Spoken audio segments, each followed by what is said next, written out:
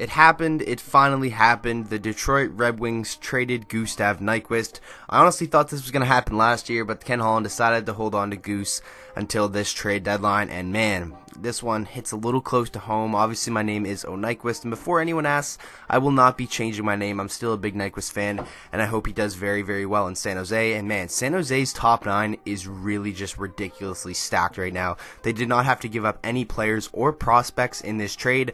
I think San Jose won this trade 100%. Even though I'm a Red Wings fan, I honestly thought we were going to get a lot more for Gustav Nyquist.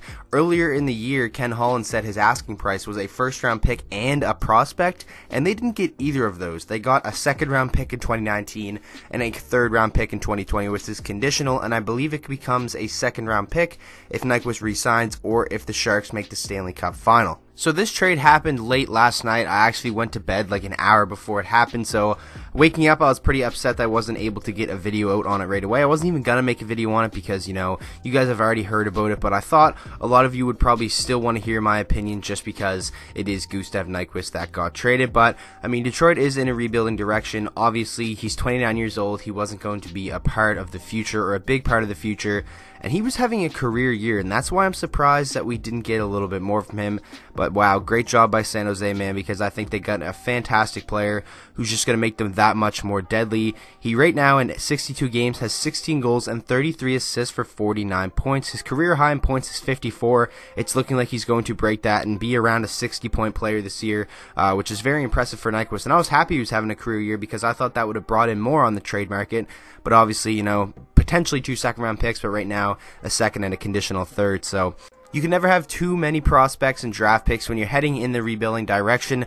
I'm still a little bit upset that we didn't get, you know, a decent prospect in this deal, but whatever. It could potentially be 2 second-round picks. It obviously is a very good chance that could happen because San Jose is pretty stacked and they have a really good shot at making the final, in my opinion. And Gustav Nyquist, if he likes it there, a deep playoff run, he really could, you know, resign. So I think we could potentially get 2 seconds here, which is obviously good. We got some pretty decent prospects in the second round in this previous NHL draft, so it's going to be interesting to see how this one pans out. I really hope Gustav Nyquist does well in San Jose, and I'm happy he's in a winning situation.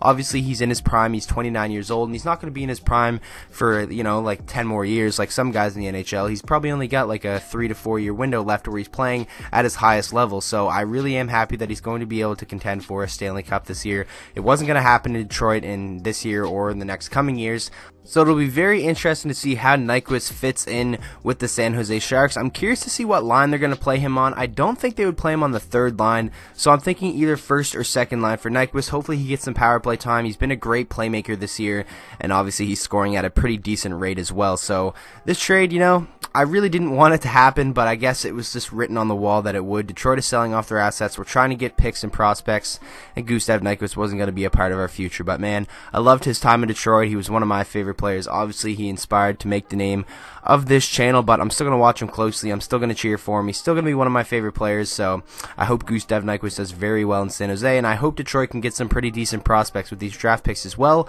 And honestly, I hope we're not done. I've seen that someone tweeted out from TSN that Luke Glendening is on the market, but a team's going to have to overpay because Detroit is really high on Luke Glendening. So hopefully something can get done there, because if a team is willing to overpay for Luke Glendening, I would not be opposed to it. You know, anything helps right now. And I'm all in on the rebuild. I'm on Team Tank. I hope we can get a high draft pick. And, you know, Ken Holland just stocking up the draft picks is nice to see, but still I'm a little bit salty that we couldn't get a little bit more in this trade. So I'm very curious to hear what you guys think, especially if you are a fan of either of these teams. And with that being said, I hope you guys all enjoyed the video. If you did, please make sure to drop a like on it and subscribe to the channel for daily NHL content. And I will see you guys all in the next video.